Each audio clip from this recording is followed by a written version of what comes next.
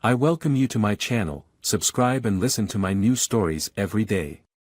The beginning felt like any other day. After a decade of marriage, I'd grown used to the rhythm of our lives, the familiar comfort in Diane's routines, our shared responsibilities, and the simple pleasures that had always grounded us. But lately, things hadn't felt as steady. There was a shift I couldn't quite put my finger on, a subtle chill that had settled between us like a fog that refused to lift. It started with small things, almost laughable in hindsight. She'd begun spending a lot more time on her phone, always quick to turn the screen away if I walked by. She took longer at work, and her late-night work calls grew more frequent, though she'd brush off my concerns with a smile and a "don't be silly." The usual warmth between us cooled, and I was left wondering what had changed. Still, I convinced myself it was a rough patch. 10 years of marriage would inevitably see highs and lows, right? I tried not to read too much into it. One Saturday afternoon, I found myself organizing the garage. Boxes, old camping gear, some forgotten holiday decorations, this was where the pieces of our past lived, stored away in the dim, dusty quiet. In one corner, I noticed an old suitcase of Diane's. It seemed out of place, tucked away behind some boxes. Curiosity took hold, and I decided to take a peek. Opening the suitcase felt like stepping into a different version of my life. Inside, I found souvenirs from places I'd never known Diane had visited, small trinkets from cities and towns she'd never mentioned. Her work trips had always seemed so straightforward, so routine, that I'd never questioned them. But these tokens told a different story, one that hinted at places and moments she'd kept hidden from me. At first, I brushed it off.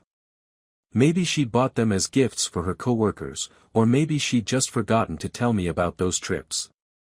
But doubt had already taken root, gnawing at the edges of my mind. I found myself questioning everything, her late nights, her distant looks, her overprotective hold on her phone. And though I hated the idea of prying into her private life, I couldn't shake the feeling that there was something she wasn't telling me. I started small, just trying to connect the dots. I remembered a work trip she'd taken to Orlando a few months ago, claiming she had meetings all week. But she'd never brought back any stories from those meetings or any of her usual complaints about endless PowerPoint slides and networking dinners. When I checked our credit card statements, I found charges from restaurants and hotels that didn't match up with her supposed work schedule. The charges were there, a painful reminder of secrets she had woven into our shared life. I felt like I was unraveling.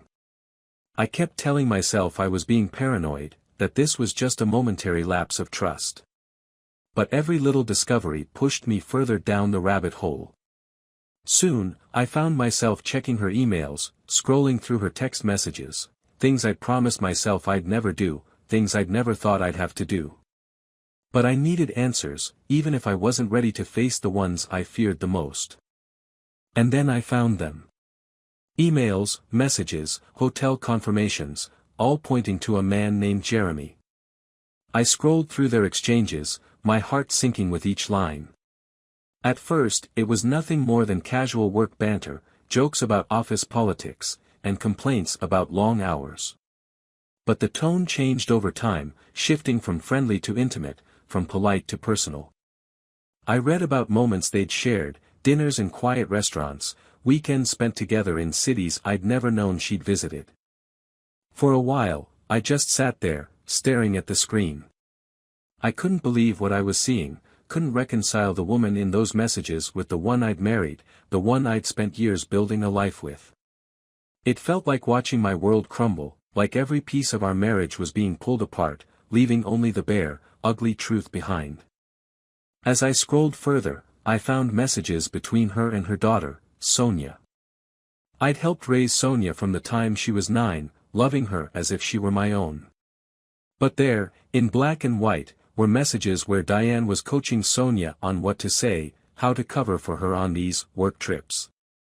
Sonia had known, had even helped her mother lie to me, reassuring me when I'd start to suspect, covering for her mother's indiscretions. The betrayal felt like a physical blow, a gut punch that left me reeling. I had spent years with these two, building a life around them, trusting them. And now, here I was, holding the ugly truth in my hands. They had lied to me, manipulated me, used my trust against me to keep their secrets safe. I wanted to confront Diane immediately, to demand answers, to ask how she could do this to me. But as I sat there, anger simmering just below the surface, I realized that an angry confrontation wouldn't change what had happened. Yelling, crying, accusing, it would only give her a chance to twist the truth, to minimize the damage, to blame me. I didn't want to give her that power. So, instead, I chose patience. I began planning, slowly, methodically. I gathered evidence, documented everything, the emails, the credit card statements, the messages. I opened a new bank account, quietly transferring funds from our joint account, making sure she wouldn't have access to the money when I finally made my move. I reached out to a lawyer, discreetly putting the pieces in place for a divorce. I wasn't going to confront her, not yet. I was going to make sure that when I did, there would be no escape, no excuses. The following weeks were a test of my patience. I acted normal, kept up appearances, played the part of the loving husband. Diane went about her life, blissfully unaware that I knew everything. She would kiss me goodbye in the mornings, tell me she loved me before she left for work, while I nodded and smiled, all the while hiding the storm brewing inside me. I kept my plans to myself, confiding in no one, relying only on the certainty of my decision. I didn't want sympathy or advice, I wanted justice.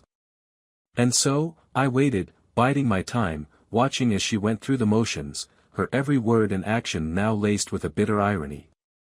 Each day after discovering Diane's betrayal, I woke up feeling like I was living someone else's life. I'd go through my routine, brushing my teeth, getting dressed, and making coffee, all while watching her from across the kitchen table, pretending nothing had changed. I was playing the role of a loving husband, even while my mind was calculating the details of my plan. It was a strange, hollow feeling, this act of pretending everything was normal. But I knew it was necessary if I wanted to see my plan through. In moments when Diane thought I wasn't looking, she would smile at her phone, typing quickly and glancing around the room like a teenager hiding her first secret. It was nauseating to watch, knowing exactly who she was messaging, but I kept my face neutral. I wasn't going to let on. As each day passed, I refined my plan, every detail honed to ensure that when the time came, Diane would have nowhere to turn. During these weeks, Sonia was around the house more often. I hadn't confronted her about her involvement, but I couldn't look at her the same way. Knowing she'd been complicit in Diane's deceit hurt in a different way, a deeper way.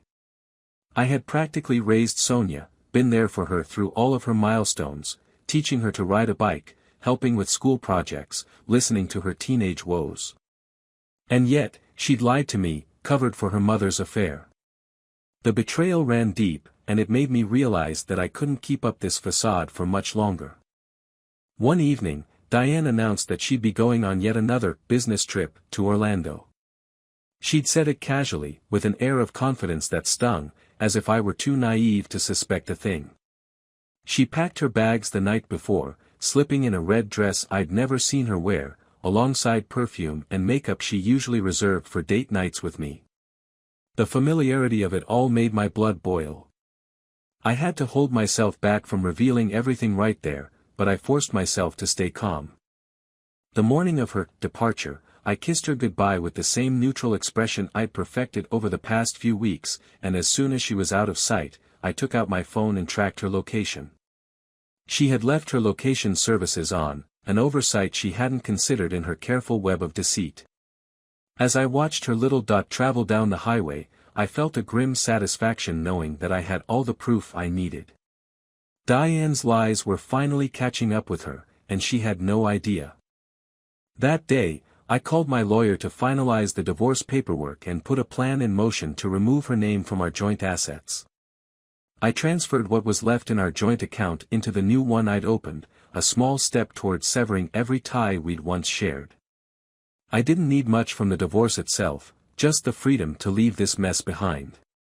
But I wanted to ensure that when Diane returned, she'd be met with the cold reality she tried so hard to avoid. The weekend felt like an eternity. I filled my time with anything that would keep me busy and keep the anger at bay. I went for long drives, hitting back roads where I could let my mind wander without seeing her things around every corner.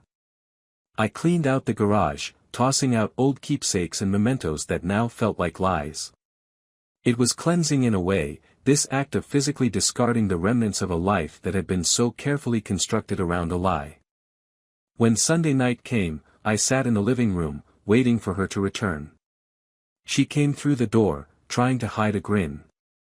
I watched as she quickly wiped it from her face, her mask of innocence falling into place as she spotted me. "Hey," she said, her tone as casual as ever, as if she'd spent the weekend in boring meetings instead of in the arms of another man. I managed a polite smile. "How was your trip?" I asked, keeping my voice as steady as I could. She hesitated, just for a moment. "It was fine," she replied, shrugging. "The usual meetings, nothing exciting." Her eyes flicked away from mine, a telltale sign that she was lying. I decided to push just a little, a final test of her loyalty, knowing full well what the answer would be. "I was thinking of planning a trip for us, maybe next month. Just the two of us, somewhere warm. We haven't done something like that in a while." Her expression faltered, and for a second, I saw a flash of guilt. But she quickly composed herself, nodding with a forced smile. "That sounds nice," she said, her voice laced with the same dishonesty that had become her second nature. I felt a pang of anger, but I swallowed it down. Soon, she'd have to face the truth. That night, after she'd gone to bed, I sat up in the dark, going over every detail in my mind. Tomorrow would be the day. I'd prepared everything I needed, gathered every piece of evidence, and set up every step of the process. All that was left was the confrontation itself. I knew it wouldn't be pretty, but after months of living with this secret, I was ready to see it through. The next morning, I waited for Diane to leave the house, watching her with a calm detachment as she went through her usual routine. She kissed me goodbye, oblivious to the fact that this would be the last time she'd do so under the guise of our marriage. I watched her drive away, feeling a strange sense of closure, and then, without a second thought, I took the final step. I called our lawyer, who served her the papers, along with the irrefutable evidence of her affair. By the time Diane returned that evening, the papers were waiting for her, neatly stacked on the kitchen table. The look on her face when she saw them was everything I'd imagined it would be: shock, fear, anger, and, finally, a flicker of regret. But it was too late for apologies, too late for any attempt at redemption. She opened her mouth, as if to say something, but I held up a hand. "I know everything, Diane," I said, my voice cold and steady. "Every lie, every trip, every single thing you hid from me." She started to speak, but her voice faltered, her words fading into silence. She knew there was no point in lying anymore. "You thought I wouldn't find out," I continued, unable to keep the bitterness from my voice. "You thought you could keep this going, that I'd never figure it out. But you were wrong. And now, you're going to have to live with the consequences." She stood there, stunned, her eyes wide as she processed the reality of her situation. It was as if she'd finally realized that her actions had a price, one she was now forced to pay. For the first time, I saw genuine fear in her eyes, a fear that came from knowing she'd lost everything. Without another word, I turned and walked away, leaving her to face the ruin of the life she'd chosen over the one we'd built together. And for the first time in months, I felt something close to peace. The morning after Diane saw the divorce papers was strangely quiet. She hadn't tried to argue or deny anything. It was as if the weight of her choices had finally caught up with her, stripping away whatever confidence had allowed her to live a double life. For the first time in months, I felt the air between us shift. The power, which she'd held by lying to me for so long, was mine now. I could see the realization in her eyes, the regret and guilt settling over her like a storm cloud. But it was too late for remorse. She had spent the night on the couch. The bags under her eyes, the same eyes that had looked at me with such ease while she hid her secrets, told me she hadn't slept. I'd anticipated anger or even an attempt to beg for forgiveness, but Diane's silence was almost worse. She looked hollow, as if seeing those papers had taken something fundamental from her. I was determined not to let her regret soften me. It would take more than a few hours of her sorrowful glances to erase the lies that had wrecked our marriage.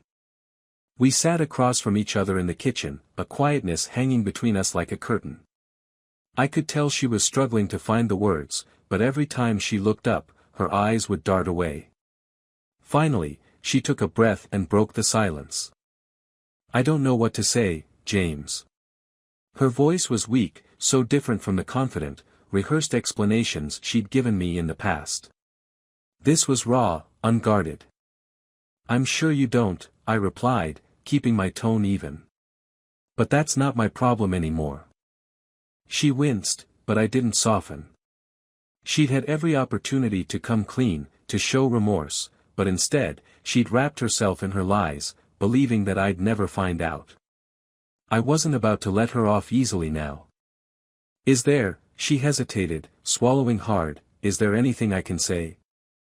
I stared at her, trying to remember the woman I'd fallen in love with, the one who had made promises to me, who had looked at me with love instead of deception.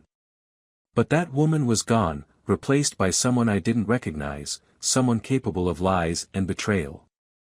"There's nothing you can say, Diane. You made your choices. You chose him over us." She dropped her gaze, and for a moment, I saw tears pooling in her eyes. But I wasn't moved. I wasn't here to comfort her or ease her guilt. That wasn't my responsibility anymore. "What about Sonia?" she asked, her voice barely a whisper. "Does she know?" "Not yet," I replied, feeling the sting of her question. Sonia's part in all of this hurt deeply, but I hadn't told her about the divorce. I didn't know how to face her yet, how to confront the young woman I'd considered a daughter. I didn't want Diane's guilt or regret to cloud that conversation. Sonia would know soon enough, and she would face the consequences just like her mother. Diane nodded, taking in my answer, her hands clasped tightly in her lap. For a moment, I thought she was going to try to say something else, maybe ask for forgiveness or offer some final explanation. But instead, she stood up quietly and went upstairs to pack a bag. Once she was gone, the silence of the house settled in. It felt both liberating and unsettling, a reminder that everything was about to change. I spent the rest of the day clearing out more remnants of our life together, sorting through belongings with an almost detached focus. Each item I set aside felt like another weight lifted, a piece of her deceit that I was finally releasing. Late that afternoon, Sonia came home. She was her usual upbeat self, talking about school and some weekend plans she'd made with friends. But as she moved through the house, she noticed her mother's absence and glanced at me, suspicion flickering in her eyes. "Where's Mom?" she asked, her voice casual but laced with something deeper. "She's gone," I replied evenly, watching her reaction. She blinked, thrown off by my tone. "Gone where?" I looked at her for a long moment, considering my next words. She'd helped her mother deceive me, lied to me without a second thought. I wanted her to understand the gravity of her actions, to feel the weight of her betrayal. "She's gone because I found out everything, Sonia. The lies, the affair, all of it." Her face paled, and I saw the guilt wash over her. She tried to mask it, but it was too late. I could see that she'd been expecting this moment, had probably dreaded it since the day she decided to side with her mother. "You knew," I said, my voice as steady as I could manage. "You knew about everything and lied to my face." "James, she stammered, her eyes wide with panic. "Don't," I interrupted, my voice cold. "Don't try to explain or deny it. You lied to me, Sonia. You chose to protect her instead of being honest with me. Her mouth opened and closed, but no words came out. I could see the regret in her expression, the realization of how deeply she betrayed me. I wanted to be angry, to let the hurt drive my words, but I was too exhausted for that. I simply needed her to understand the damage she'd done. I thought of you as my own daughter, I continued, keeping my voice low. I trusted you. I trusted both of you, and you took advantage of that trust. Tears filled her eyes, and she looked down, ashamed. I'm so sorry, James. I never wanted to hurt you. But you did, I replied, my voice unwavering. You hurt me more than you can imagine. She stood there in silence, her shoulders hunched, defeated. I didn't feel any satisfaction in seeing her guilt, it just felt like another loss, another reminder of the family that had turned out to be a lie. She left the room quietly, and I was left alone again, the silence of the house pressing in around me. The following days were a blur of paperwork, meetings with lawyers, and the cold logistics of dismantling a life. Diane reached out a few times, sending emails and leaving voicemails, each one more desperate than the last. She begged for another chance, pleaded with me to let her come home, to fix things. But I ignored her messages, unwilling to give her any more of my time or energy. It wasn't long before word spread about the divorce. Friends and family reached out, shocked by the news, offering their sympathy and support. But I kept my explanations short, unwilling to dive into the details. It wasn't their business, and I didn't want to relive the betrayal with each conversation. Eventually, Sonia moved out, too. She went to live with her biological father in another city, leaving me to navigate the quiet house on my own. There was a strange emptiness in the days that followed, a hollow space where our family used to be. But I felt a sense of peace growing within me, a quiet freedom that came from knowing I'd finally broken free of the lies that had held me captive for so long. One evening, as I sat in the living room surrounded by the remnants of our life, I felt a strange clarity settle over me. The betrayal, the lies, the heartbreak, they were all behind me now. I'd survived it, weathered the storm, and come out the other side. I wasn't the same person I'd been before, but maybe that was okay. Maybe this new version of me was stronger, wiser, ready to build a life on a foundation that was real. For the first time in months, I felt a glimmer of hope, a sense that maybe, just maybe, I was going to be okay. In the weeks that followed, I felt the weight of Diane's betrayal lifting, little by little. The house was quiet, but I welcomed the solitude, using the silence to rebuild a version of my life that no longer included her lies. I spent my time reconnecting with old friends, diving into work, and getting back to the things I loved but had put aside during the marriage. For the first time in years, I felt a sense of purpose and possibility, until I noticed something unsettling. It began as small moments. I'd come home to find the back door unlocked or my office light on, even though I knew I'd turned it off. I chalked it up to stress, the lingering effects of living in a house that held so many memories, but then the incidents started becoming more frequent. Papers would be out of place, or a drawer would be left slightly open. I felt a gnawing unease, a sense that I wasn't as alone as I thought. One evening, I returned home after a late night at work to find a single glass of water on the kitchen counter. I hadn't poured it. My pulse quickened, my mind racing through the possibilities. I checked every room, every closet, but there was no sign of anyone. Yet, the feeling that someone had been there lingered, chilling me to the core. A few days later, I came home to find a note on the kitchen table. It was written in Diane's handwriting, the familiar slant of her letters unmistakable. "Please, talk to me," it said, as if she hadn't accepted the end of our marriage, as if she were waiting for something from me. I hadn't heard from her in weeks, and I didn't know where she was staying. Part of me wanted to throw the note away, to leave it untouched as a final rejection, but the part of me that had loved her, that had built a life with her, couldn't ignore it. I kept the note, hiding it in a drawer, my mind twisting in circles as I tried to make sense of it. The notes kept coming. Each one was left in a different place: my bedside table, the bathroom counter, the dashboard of my car. They were brief, sometimes just a few words, but they all carried the same message: Diane wasn't done with me, and she wasn't letting go.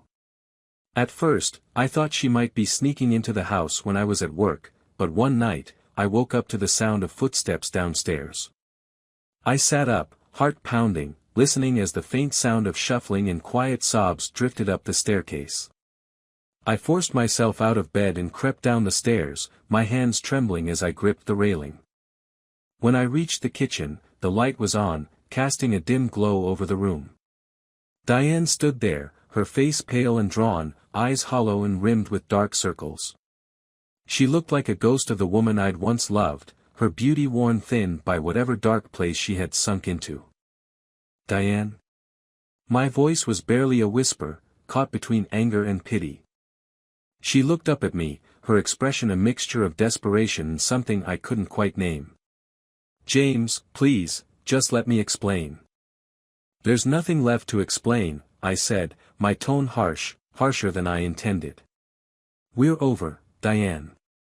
You made that choice when you lied, when you betrayed everything we built. Her face twisted in pain, her hands wringing together as if she were trying to keep herself from falling apart. I know I hurt you, she murmured, her voice barely a whisper. But I didn't think you'd ever leave me like this. I didn't think it would feel like this. I felt a bitter laugh rise in my throat. You didn't think at all, Diane. You thought you could lie to me, betray me, and I'd just forgive you. Move on like nothing happened. Her gaze dropped to the floor, and she nodded slowly. I know it sounds stupid now, but I thought I could keep both lives. I thought I needed something different, something more. And now I have nothing. I was silent, watching her, seeing the woman I once loved reduced to this shell. For a moment, I almost felt sorry for her, almost reached out to touch her shoulder, to offer some comfort. But then I remembered the months of lies, the depth of her betrayal, and my heart hardened. Diane, you need to leave. For good, I said quietly but firmly. There's nothing here for you anymore. She looked up at me, a tear rolling down her cheek. I don't know how to do that, James. I don't know how to let you go. I turned away, unable to bear the sight of her, unable to listen to her excuses. That's not my problem anymore, Diane. You have to figure it out on your own. I heard her move behind me, a soft shuffle as she turned to leave. The door clicked shut, and the silence of the house settled around me like a shroud. I thought that was the last of it, that Diane had finally accepted the reality I'd laid out for her. But a week later, I came home to a strange stillness. The door was ajar, and an unnatural quiet hung over the house. The usual hum of appliances, the creaks of the old floorboards, all of it seemed muffled, as if the very air was holding its breath. I stepped inside, calling her name instinctively, though I knew she shouldn't be there. I moved from room to room, a rising dread settling in my chest. When I reached the living room, I froze. Diane was there, lying on the floor, her face pale and still, her hand clutching a small, empty bottle. A piece of paper was crumpled beside her, stained with the smudges of hastily written words. My knees gave out, and I sank to the floor beside her, the weight of the moment crashing over me. I reached for the note with shaking hands, my vision blurring as I read her final words, "I'm sorry, James. I couldn't live without you." I sat there for what felt like hours, the silence of the house pressing down on me, the emptiness swallowing me whole. Diane had finally let go, but she had taken part of me with her, leaving me alone in the home we had once filled with laughter and love. The house was mine now, but it felt like a hollow shell, haunted by the memory of a love that had turned to ashes. In that moment, I realized the cost of her betrayal, the true weight of what she had done. She had broken us, shattered our life beyond repair, and in the end, neither of us could escape the ruin she had left behind.